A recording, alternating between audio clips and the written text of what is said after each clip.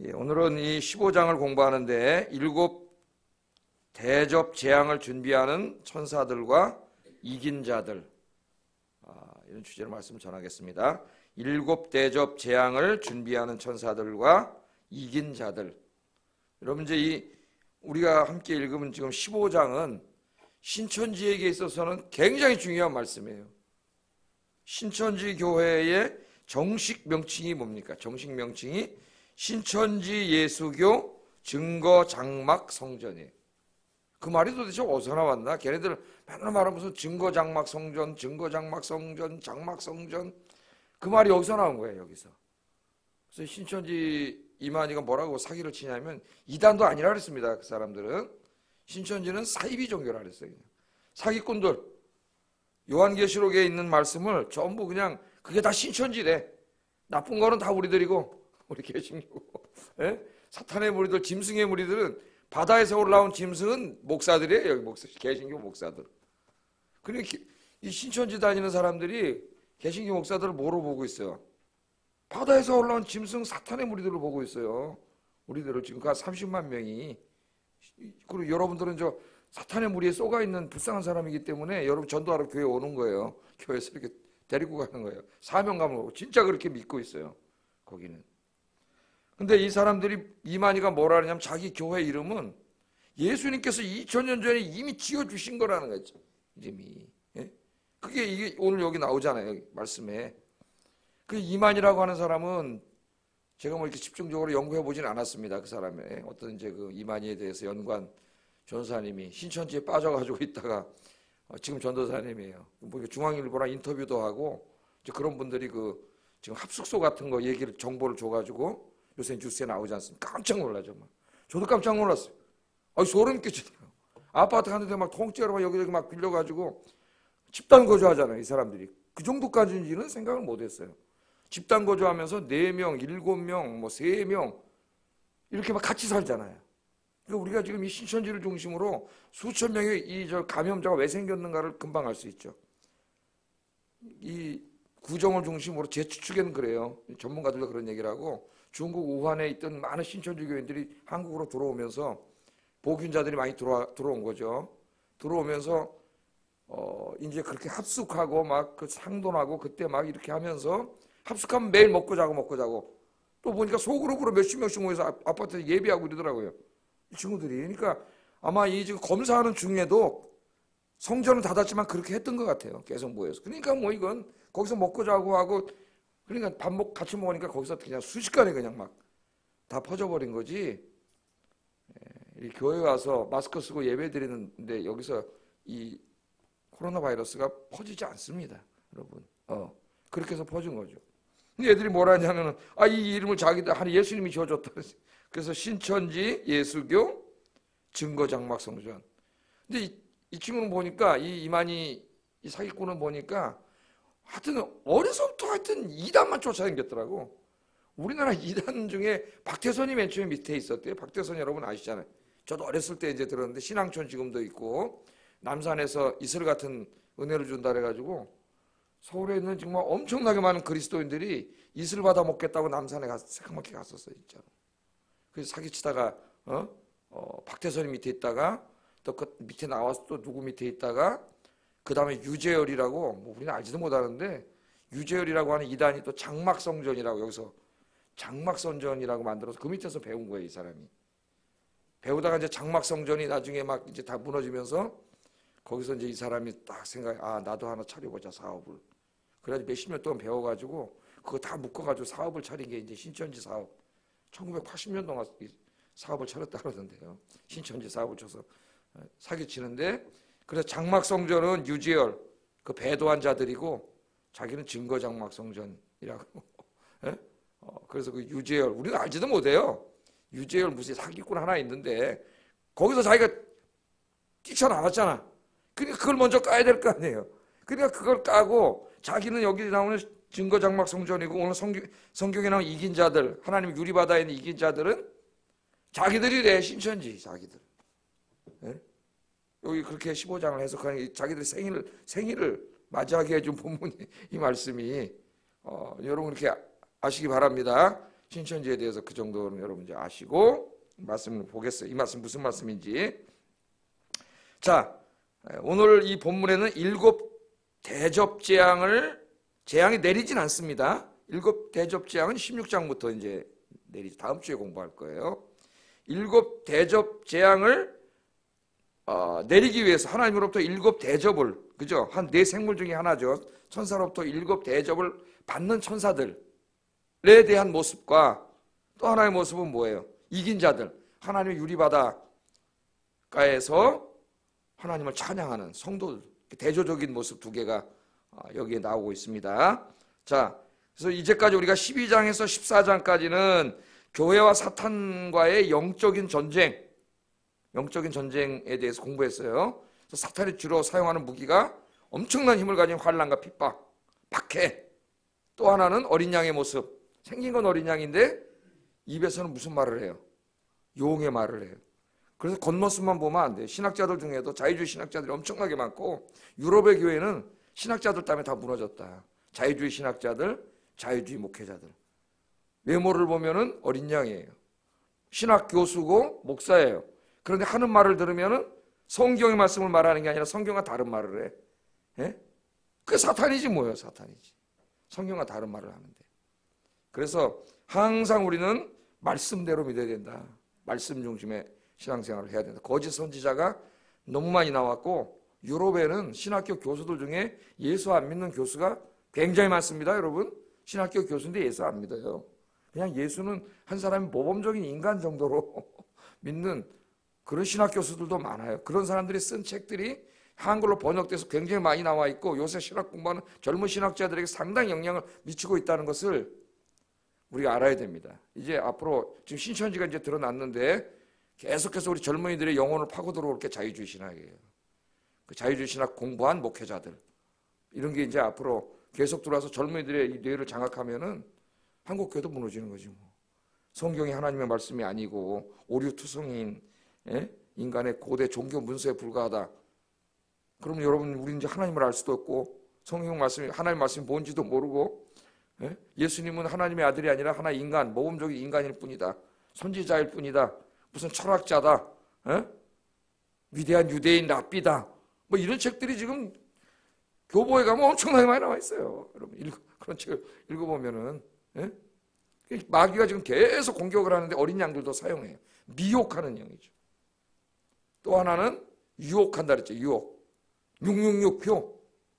로마가 자기들에게 충성을 하고 황제에게 숭배한 자들에게만 허락하는 경제적인 어떤 뭐예요? 경제적인 번영, 그런 거죠. 로마의 혜택을 누리게 하는 것. 이런 것들로 공격을 하지만 성도들, 신실한 성도들이 어떻게 했어요? 끝까지 싸워서 이겼죠. 끝까지 666표를 안 받고 굶어 죽을지언정 황제 숭배하지 않고 마귀의 방식에 따라가지 않고 그렇게 승리했잖아요. 어떤 성도들은 죽음으로 위협할 때도 죽음 앞에 굴복하지 않고, 악에게 굴복하는 게 지는 거예요. 악이 위협할 때, 악이 죽음으로 위협할 때 그 악에게 굴복하지 않고 죽음을 맞이하는 것이 순교입니다.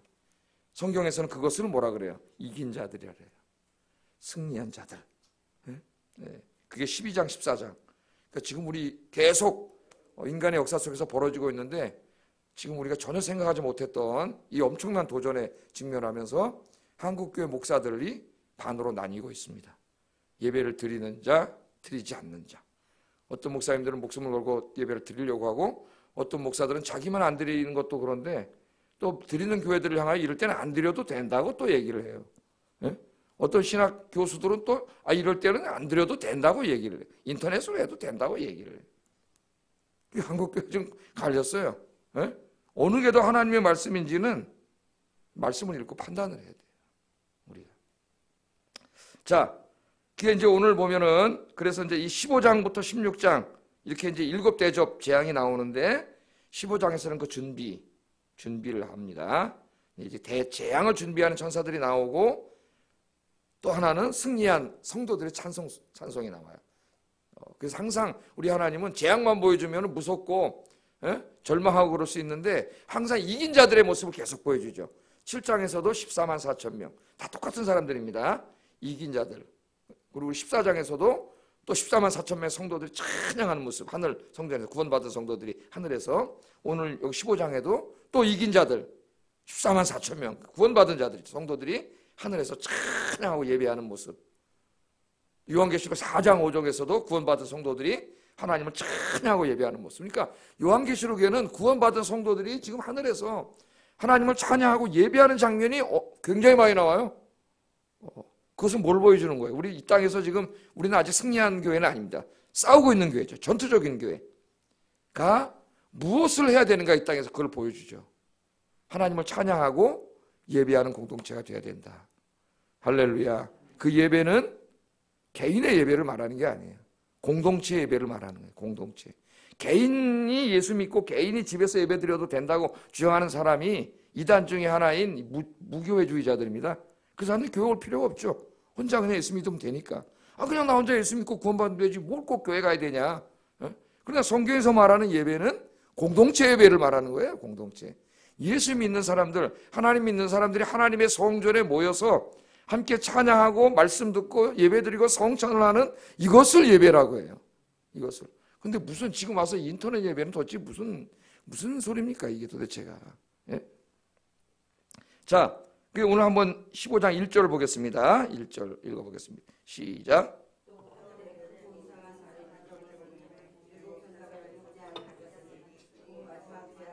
하나님의 진노가 이것으로 마치리로다. 아멘. 자, 또 하늘에 크고 이상한 다른 이적을 봤다. 여기 이적은 기적을 말하는 게 아니라 표적을 말합니다. 표적. 이적에 대해서는 12장 1절, 3절에도 이적이라는 말이 나오죠. 이게 다 표적이에요. 표적은 뭡니까? 어떤 하나님의 뜻, 하나님의 목적을 이렇게 드러내 보여주는 하나의 그림인 거죠. 표적은. 지금 이게 보는 게 기적을 봤다는 게 아니라 어떤 하나의 지금 환상을 봤는데 이 환상이 표적이라는 거예요. 그것도 큰 표적. 하나님의 큰 목적과 뜻을 드러내 보여주는 이제 이 환상을 봤다 그런 말이에요. 이 말은. 자, 그걸 봤는데 뭘 봤어요? 천사 7명. 7명의 천사, 7인, 7나팔, 7대적. 이 7시리즈죠. 7 천사를 봤는데 7 천사가 뭘 갖고 있어요? 7 재앙을 갖고 있는 천사를 봅니다. 7 재앙을 가지고 있어요. 자, 이 재앙은 어떤 재앙이에요? 곧 마지막 재앙이라. 그러니까 7 나팔 재앙은 마지막 재앙이 아닌데 7 대접 재앙은 이제 마지막 재앙입니다. 더 이상 재앙이 없어요. 예? 최후 심판이 있어요. 이제는 7 재앙이라 하나님의 진노가 이것으로 마치리라. 마치리라. 끝난다. 더 이상 기회는 없습니다. 예, 끝난다. 그렇게 여기 이야기하고 있습니다. 자, 이 7 나팔, 7인, 7 나팔, 7 대접. 이는 언제, 어느 시기에 일어나는 재앙인가? 이 세대주의자라고 하는, 제가 늘 얘기하죠. 세대주의자라고 하는 세대주의적 요한계시록 해석이 있는데 모든 이단적 요한계시록 해석의 뿌리가 된다고. 이만희도 그거 비슷해요. 여기서 다 가지고 온 거예요. 뭐라 그래 이 사람들. 이거 언제 일어날 일이라 그래. 요한계시록 6장부터 19장까지가 언제 일어날 일이라 그래요. 예수님이 재림하신다 그러면 그 재림하시기부터 7년 동안 일어날 대환란. 7년 대환란이다. 거기 보면 42개월 플러스 한때, 두때, 반때. 그것도 3년 6개월. 그러면 7년이 되잖아요. 7년. 7년 대환란 동안에 이루어진 일들이다. 마지막 때. 예? 그렇게 해석을 하는데 그건 다 잘못된 종말론이다. 그럼 언제 이루어지느냐? 그림을 제가 하나 여기다 이렇게 딱 이렇게 그려왔잖아요. 잘 보이죠? 이것도 지난번에 한번 종이로 나눠드렸죠? 그래서 2000년 전에 예수님이 초림하셨고 다시 재림하셨습니다. 요한계시록에 나오잖아요. 어린 양 예수가 십자가에서 죽으신 어린 양 예수가 인월대기에 합당하게 제일 먼저 나오고, 그 다음에 예수님이 재림하시면 최후 심판과 구원이 있다는 것을 요한계시록이 가르쳐주죠. 그래서 7 인재앙과 7 나팔 재앙은 다 예수님 초림부터 재림까지에서 일어날 재앙들이에요. 재앙들. 예? 뭐 전쟁도 있고 여러 가지 환경 재앙도 있는데, 그러나 주님이 재림이 가까울수록 이 재앙들의 모습이 더욱더 뚜렷하게 더 강화된 형태로 나타날 거다. 그랬습니다. 근데 7 대접 재앙은 조금 달라요. 일곱 대접 재앙은 예수님이 재림하시기 언제 7년 그런 건 아니에요. 예수님이 재림하시기 가까이 온 어느 시점부터, 그러니까 이 마지막 때에 일어날 재앙들입니다. 그러니까 이쪽 재앙들하고 다 겹치는데, 겹쳐서 같이 관점이 다르다 그랬죠. 관점이 다른데 그래도 이 예수님 오시 가까이 왔을 때, 왜냐하면 그 재앙이 좀 농도가 강해요. 재앙이.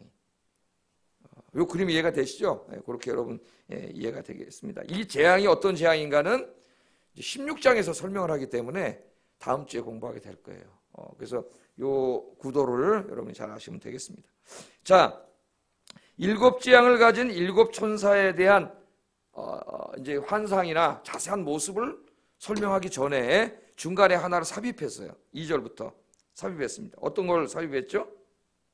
또 다른 환상 하나를 집어넣었는데 불이 섞인 유리바다에 모여있는 이 구원받은 성도들의 환상을 먼저 봅니다.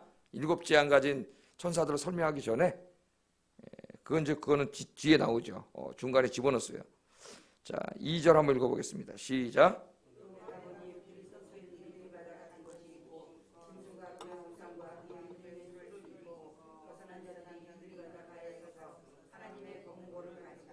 네, 여기 보면은 불이 섞인 유리바다인데 불이 있어요. 불이 섞여 있어요. 그렇게 나옵니다. 우리 이미 유리바다 공부했죠. 4장 6절에 보면 하나님의 보호자가 있는데 거기에 아무도 범접할 수 없는 유리바다가 있잖아요. 수정 같은 유리바다가 있다.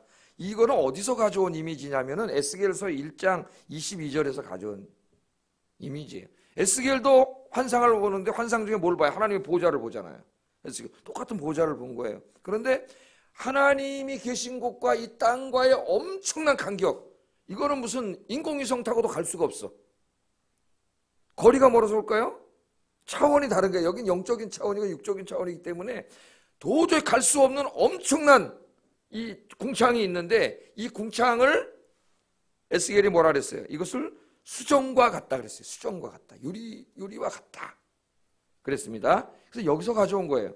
그러니까 이 하나님의 보호자 앞에 수정과 같은 유리바다가 있다고 하는 것은 그 거리와 간격이 너무 커서, 이게 물리적인 거리가 아닙니다. 도저히 인간이 접근할 수 없는, 갈 수 없는 하나님의 초월성을 말해요. 초월성. 하나님의 초월성입니다. 그런데 여기 있는 성도들은 지금 그 유리바다를 이미 건너갔어요. 그러니까 축복된 사람이. 우리는 못 가죠. 여기서 거기 어떻게 못 타고 갈 거예요, 여러분이. 거기를 로켓 타도 못 가요. 거기는 갈 수가 없어요. 예수님 타면 갈 수 있습니다. 예수 믿고 구원받으면 갈 수 있는 곳이에요. 근데 이제 성도들은 이미 이겨서 거기 가 있는 사람들이죠. 그런데 이 4장 6절에는 우리가 유리바다가 나오는데, 오늘 이 지금 15장에 나오는 유리바다는 뭐가 섞여 있어요? 불이 섞여 있어요. 불. 그러니까 지금 하나님의 보호자가 있고 우리 인간 세상이 저기 있으면 그 앞에 아무도 갈 수 없는 엄청난 바다인데 유리로 된 바다가 있다는 거죠. 갈 수가 없는 거죠. 우리가 이 유리바다가 있습니다. 여기에. 그런데 4장에서는 유리바다만 있었는데 오늘 15장에 보니까 여기에 뭐가 있어요? 불이 있어요. 불이 가득 차 있어요. 이것은 뭐냐면 하나님의 보호자 앞에 지금 불이 있다는 것은 하나님의 심판의 불을 말해요. 심판의 불. 이 심판이 누구로부터 온다는 거예요? 하나님으로부터 오는 심판이 있다는 것을 보여줍니다. 유리바다가 여기 이렇게 있어요. 자, 그런데 이 유리바닷가에 누가 있습니까? 짐승과 그의 우상과 그의 이름의 수를 이긴 자들. 그러니까 13장에 이미 아까 제가 서론 때 이야기했죠. 아무리 환난과 핍박을 받고 죽음으로 위협해도 끝까지 황제 숭배를 하지 않고 하나님만을 예배하고 살았던 사람들. 짐승의 표현은 그것이 경제적인 것이든 문화적인 것이든 사회적인 것이든 그 피해와 그 어려움을 감수하고 그런 미혹과 거짓에 넘어가지 않고 유혹당하지 않고 끝까지 믿음을 지킨 자들. 이 자들을 누구라 그런다고요? 이긴 자들. 그 이긴 자들. 요한계시록에 보면은 이긴 자들이라는 말이 나오죠. 이 축복은, 하늘의 축복은 이긴 자들이만 받아요. 그러니까 여러분의 한평생의 믿음의 싸움, 영적인 싸움에서 여러분들은 이긴 자들이 되기를 주의 이름으로 축복합니다. 여러분 혼자 싸우는 게 아니라 여러분 안에 성령님이 계시기 때문에 성령님 의지하는 사람은 백전백승. 오늘도 승리하시기를 주의 이름으로 축복합니다.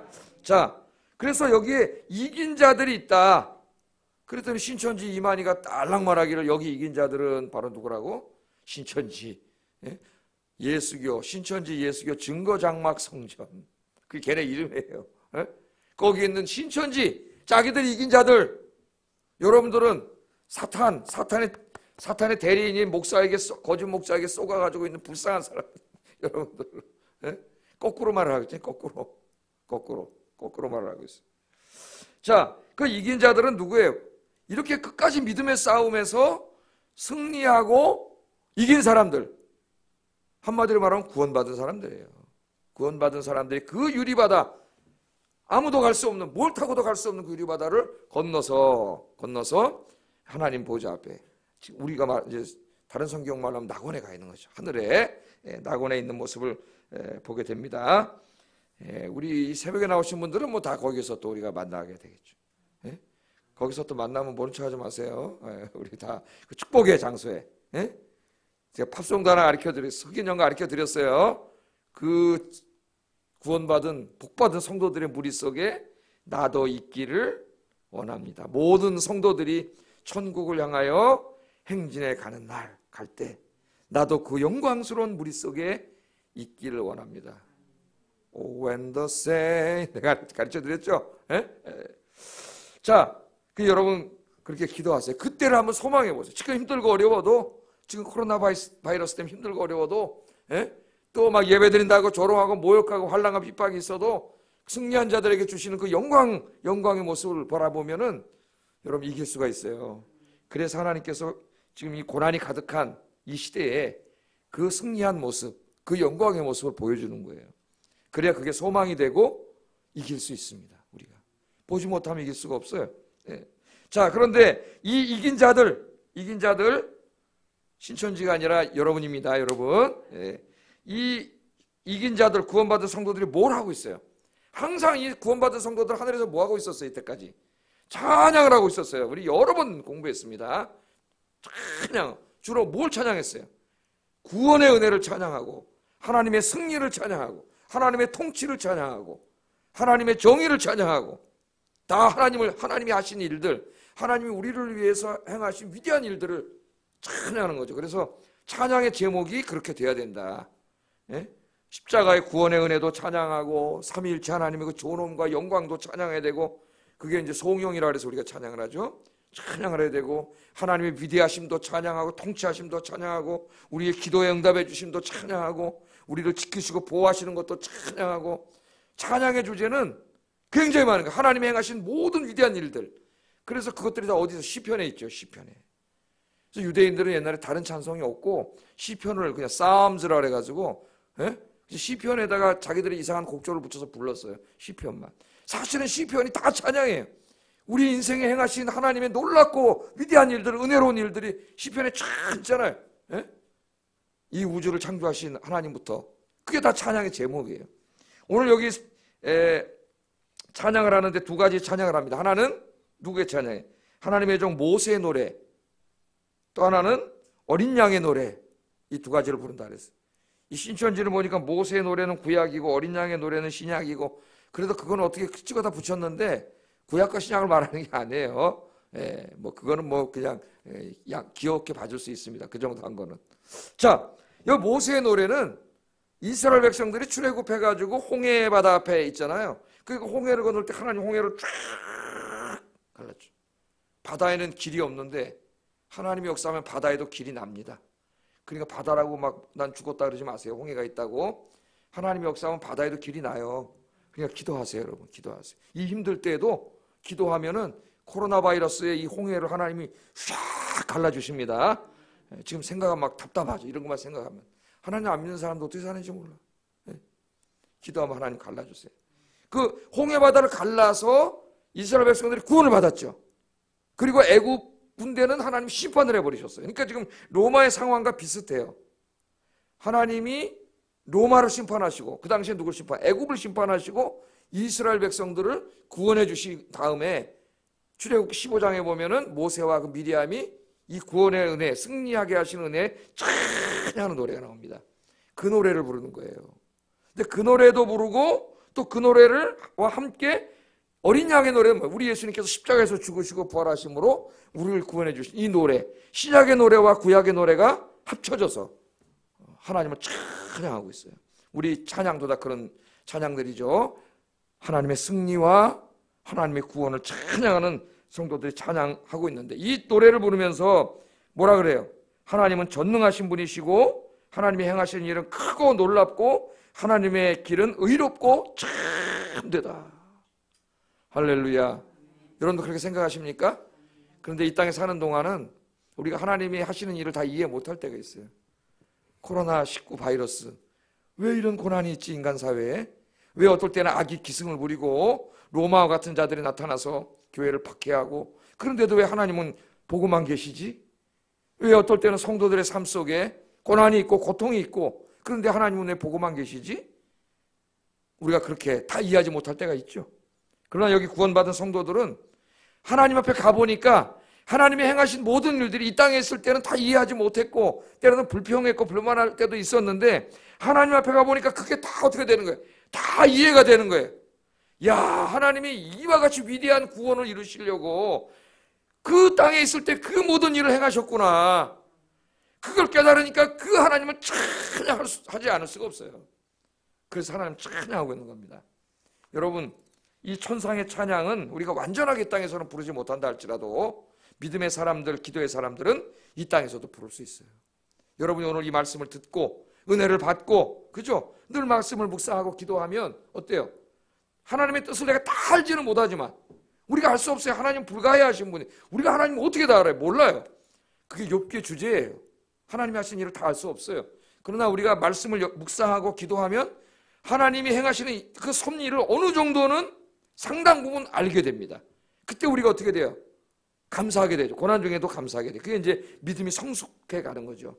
그래서 오늘 오신 여러분들은 이 천상의 찬양을 이 땅에서도 부를 수 있는 여러분 되기를 주의 이름으로 축복합니다. 조금 힘들다고, 박해가 온다고, 폐렴 바이러스가 있다고 불평하고 원망하고 그러지 말고, 지금 당장은 다 이해하지 못할지라도 이 가운데 하나님의 놀라운 뜻이 있다, 섭리가 있다, 그런 것을 우리가 알게 되면은 찬양하지 않을 수 없어요. 감사하지 않을 수 없어요. 사실 이 땅에 벌어지는 모든 일들은 우리가 다 이해하지 못한다 할지라도 다 하나님의 선하신 뜻 가운데 벌어지는 일들입니다. 하나님의 위대한 일을 이루기 위해서, 구원을 이루기 위해서, 여러분을 위해서 항상 감사, 찬양이 넘치는 여러분 삶이 되기를 주의 이름으로 축복합니다. 자, 이처럼 이긴 자들을 중에는 순교자들도 있고, 이미 이 고난을 다 이기고 승리한 자들의 찬양을 보여준 다음에 다시 이제 어디로 돌아와요? 7 대접 천사들에게 다시 돌아와요. 이게 이제 몇 절부터입니까? 5절부터 8절까지 나오죠. 5절부터 8절까지 보니까, 또 이 일 후에 내가 보니 하늘의 증거 장막의 성전이 열리며, 신천지가 아닙니다. 이거 이름을 그대로 갖다가 썼어요. 하늘의 증거 장막의 성전이 열리며 7 재앙을 가진 7 천사가 성전으로부터 나와 맑고 빛난 세마포 옷을 입고 가슴에 띠를 띠고, 네 생물 중에 하나가 영원토록 살아계신 하나님의 진노를 가득히 담은 금대접 7을 7 천사에 하나씩, 이게 하나씩 쏟아질 거예요. 하나씩 주니 하나님의 영광과 능력으로 말미암아 성전의 연기가 가득 차매 7 천사의 7 재앙이 마치기까지는 성전에 능히 들어갈 자가 없더라. 그렇게 말을 합니다. 자, 요한은 하늘에 있는 증거 장막의 성전이 열리는 것을 봤습니다. 그러니까 여기 증거 장막은 성전과 동의어예요. 증거 장막 즉 성전. 그러니까 이건 신천지를 말하는 게 아니라 하늘에 있는 하늘 성전을 말하는 거예요. 지금 이미 구원받아서 하늘에서 낙원에서 하나님을 찬양하고 있는 그 승리한 성도들을 말하는 거지, 이 땅에 있는 신천지를 말하는 게 아니에요. 이 땅에 있는 우리들을 말하는 게 아니라 하늘에 있는 하늘 성전이에요. 하늘 성전. 네? 자, 근데 그 하늘 성전을 증거 장막이라 그랬어요. 왜 그러냐면은 장막은 어디서 나온 말이에요? 구약 성경 출애굽할 때 하나님이 장막을 만들어라 그랬죠. 그 장막은 뭐예요? 성전이 있기 전에 광야 안에 이동했잖아요. 이동하니까 성전을 지을 수는 없으니까 성막이죠. 성막. 텐트를 만든 거죠. 하나님 예배하는 성막 텐트를 말해요. 그런데 그 성막을 구약에서 증거 장막이라 그랬어요. 왜? 그 성막 안에 뭐가 있어요? 언약궤가 있고, 언약궤 안에 뭐가 들어있어요? 하나님의 증거의 말씀인 십계명이 들어가 있기 때문에 그 성막을 그냥 성막이라고 하지 않고 하나님의 증거의 말씀이 있기 때문에 증거 장막이라 했어요. 증거 장막. 그러니까 거기서 가져온 의미예요. 증거 장막, 성전. 그런데 그 증거 장막이 지금 이 땅에 있는 증거 장막을 말하는 게 아니라 이 땅의 증거 장막이 어디 있어요? 모세 때 다 없어졌는데 솔로몬이 져가지고 하늘에 있는 증거 장막, 즉 성전. 그러니까 출애굽 사건과 이렇게 연결시키는 거예요. 이미지를. 그 성전이 있다. 그러니까 왜 증거 장막 성전이냐? 거기에 십계명의 돌판이 있었기 때문에 증거 장막 성전이라 했다. 그러니까 신천지가 막 써먹기 때문에 그 뜻을 그렇게 여러분이 분명히 알고 있어야 됩니다. 자, 그 증거 장막 성전이 있고, 그 다음에 거기 보니까 맑고 빛난 세마포 옷을 입고 가슴에 금띠를 띄었다. 천사들이 모습이죠. 이것은 제사장의 모습이기도 하고, 이 일곱 천사가 악의 무리가 아니라 하나님으로부터 보냄을 받은 하나님의 사자들임을 우리에게 알려줍니다. 자, 그런데 그때 하나님의 보좌 주위에 있는 네 생물, 우리 계시록 4장에서 네 생물이 있었죠. 그건 신분이 높은 네 천사입니다. 하나님을 가장 지근거리에서 섬기는 네 천사죠. 네 천사. 네 천사 중에 한 천사가 재앙이 가득 담겨있는 금대접 7개를 가지고 와서 7 천사에게 하나씩 준다 그랬죠. 하나씩 줬어요. 네? 이렇게 주는 모습이 있습니다. 자, 7 천사가 7 금대접을 이제 받는 거예요. 이제 16장에부터 쏟아붓기 시작합니다. 이걸 받았을 때에 하나님의 영광과 능력으로 그 하늘 성전에 연기가 가득했다 그래서 연기가. 하나님의 영광이 가득할 때 항상 어떻게 해요? 연기의 모습으로 성전이 가득했다 그랬죠. 모세가 성막을 완성했을 때도 출애굽기 40장에 보면은 하나님이 임재하셨을 때 연기가 성전에 가득했고, 솔로몬이 성전을 완성했을 때도 하나님 영광 중에 임재하셨을 때 연기가 가득했어요. 그러니까 여기 연기가 가득한 것은 하나님의 임재가 충만하다는 걸 보여줘요. 이 성전에. 하늘 성전이니까 당연히 하나님이 계시겠죠. 하나님의 임재가 충만합니다. 그런데 7 재앙을 하나님이 다 마치시기까지는 이 성전에 아무도 들어가지 못했다. 그렇게 얘기를 해요. 8절 한번 읽어보겠습니다. 시작. 7 천사의 7 재앙이 마치기까지는 성전에 능히 들어갈 자가 없더라. 아멘. 그러니까 여러분, 이 말씀은 어디서 가져온 말씀이에요? 여기 출애굽기 40장 34절 35절을 읽어보면 모세가 성막을 다진 다음에 하나님이 거기 임재하셨죠. 영광 중에 임재하셨을 때 연기가 있었습니다. 하나님이 영광 중에 임재하시고 그 거룩한 연기가 가득했기 때문에 모세가 성막에 들어가지 못하였더라. 솔로몬이 성전을 가득 다 졌을 때 역대하 7장 1절 4절에 보면 역시 하나님이 임재하시고 하나님 영광 중에 임재하시고 연기가 가득했을 때 제사장이 들어가서 이를 보지 못하였더라. 그렇게 나와요. 그러니까 하나님의 영광이 충만한 곳에 우리 죄인된 인간이 들어갈 수 없어요. 그러니까 여기 지금 하나님의 영광이 성전에 충만한데 문제는 하나님이 왜 지금 거기 충만히 임재해 계신 거예요? 재앙을 위해서라는 거예요. 재앙을. 그게 두려운 거죠. 재앙을 위해서 하나님이 거기 있기 때문에 아무도 들어가지 못하고 있다는 거예요. 여러분, 이제 우리가 이게 마지막으로 보면서 하나님의 이 심판에 대해서 생각을 합니다. 심판. 이 하나님의 심판은 믿지 않는 자들, 짐승의 표를 받은 자들, 짐승에 절한 자들에게는 두렵고 무서운 날이에요. 더 이상 소망이 없는 날이에요. 그러나 성도들에게 있어서는 소망의 날이고 은혜의 날입니다. 왜 그래요? 지금 여기 성도들이 뭐 하고 있어요? 환난과 핍박을 당하고 있어요. 예수 믿는 것 때문에. 예? 그래서 지금 저 하늘 성전에서도 5째 인을 뗐을 때 어떤 일이 벌어져요? 하나님의 제단 옆에 있는 순교자들이, 이미 그 고난 속에서 순교한 성도들이 하나님 앞에 신원 기도를 드리잖아요. 우리의 이 안타깝고 이 억울한 죽음을 언제 갚아주실 겁니까, 하나님? 그러니까 저 악인들을 빨리 심판하고 저 지상에서 고통당하는 저 성도들을 구원해 주세요. 그 기도죠. 그 기도가 응답되는 거예요, 사실은. 우리가 때로 그러잖아요. 악이 막 기승을 부리고 악인들이 막 악을 행할 때 우리가 뭐라 해요? 하나님 살아계신데 왜 이 악인들이 이렇게 악을 부리도록, 악을 행하도록 하나님 가만히 계십니까? 우리가 그럴 때 이제 속히 저 악인들을 멸해 주세요. 우리가 그렇게 기도하잖아요. 그러니까 바로 이 기도의 응답이에요. 기도의 응답. 그래서 이것을 제가 하나만 말씀드리고 이제 마치겠어요. 그 유명한 신학자인 톰 라이트라고 하는 사람이 이 부분을 주석하면서 하나 재밌는 비유를 들었는데, 야, 참 그 적절하다 그런 생각이 들어서 잠깐 말씀드리고 이제 마치겠습니다. 이분이 뭐라 그랬냐면은, 이런 말을 들었어요. 자, 예를 들면은 어떤 산간 마을이야. 예? 우리나라는 조그마하니까 그렇지, 저 미국 같은 큰 나라에 아주 저 산에 옛날에 한 몇백, 한 1000년 전에 그 마을 저 산에 마을이 하나 있어요. 근데 그 마을은 너무 산속에 외져가지고 거기는 포도대장도 없고 무슨 뭐 치안을 유지할 무슨 경찰도 없고 재판관도 없고 아무것도 없어. 예? 그냥 자기들끼리 사는 거예요. 근데 그 마을에 그러다 보니까 힘센 사람들이 있어요. 권력이 있고 힘이 센 사람들 몇 명이 있어가지고 이 사람들이 그 안에서 막 만행을 행하는 거야. 남의 땅도 막 뺏어가고 지멋대로 힘세다고 집도 뺏어가고 자기 말 안 들으면 와서 막 두드러 패고, 예? 그리고 막 자기 이렇게 순종하지 않으면은 먹고 살지도 못하게 하고 농사도 못하게 하고, 예? 물고기도 못 잡게 하고 막 이런 악을 행하는데 힘이 없는 사람들이 어떻게 할 수가 없는 거예요.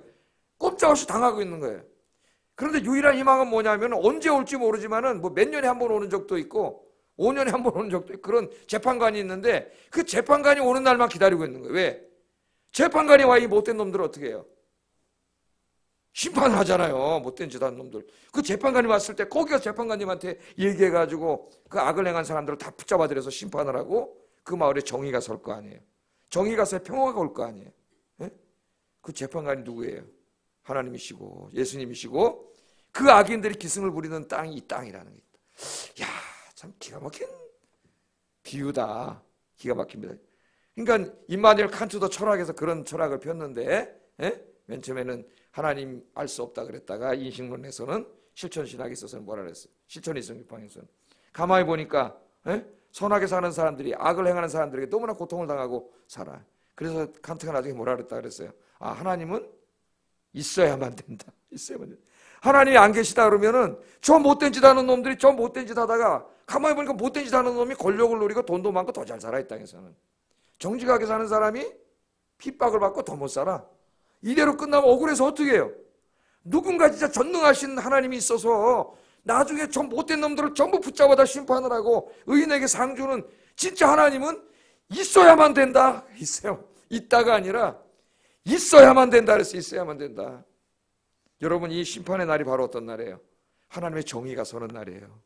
하나님이 이 땅에 오셔서 잘못된 것들을 다 바로잡고 악을 행하는 자들을 심판하시는 날입니다. 그 심판이 나쁜 게 아니에요. 의인들은 구원을 받아요. 여러분들은 구원받은 사람들이에요. 악은 영원할 수 없습니다. 저도 젊었을 때 악이 기승을 부릴 때 절망하고 원망하고 그런 적도 있지만은 악은 영원할 수 없다. 절대로 하나님의 때가 되면 하나님의 심판이 있고 이 땅에 하나님 나라가 이루어진다. 이 소망을 갖고 사시기를 주의 이름으로 축복합니다. 기도하겠습니다. 자, 오늘 우리는 아주 영광스러운 그림을 봤습니다. 유리바닷가에 짐승에게 절하지 않고 짐승의 표를 받지 않고 순교함으로써 그 경제적인 고통과 사회적인 따돌림과 사회적인 압력을 받으면서도 끝까지 이긴 자들, 믿음으로 승리한 자들이 하나님 보좌 앞 그 유리바닷가에서 하나님을 찬양하는 모세의 노래로, 어린 양의 노래로 하나님을 찬양하는 그 영광의 모습 보면서 그걸 여러분 마음의 비전으로 삼고, 주님, 나도 저 자리에 서게 하시고 지금 이 땅에 있을 때는 저분들처럼 여기서 저렇게 하나님을 찬양하고 예배하게 하소서. 첫 번째 기도 제목입니다. 두 번째는 악은 영원하지 않다. 악이 비록 잠깐 동안 기승을 부릴 수도 있지만 때가 되면 하나님이 악을 심판하시고 의인에게 복을 주시고 상을 주시고 이 땅에 하나님 나라를 세우시러 오신다. 반드시 오신다. 그 주님을 소망하며 살게 하소서. 기도하겠습니다. 사랑과 은혜가 충만하신 아버지 하나님, 오늘 7 대접 재앙을 가진 천사들과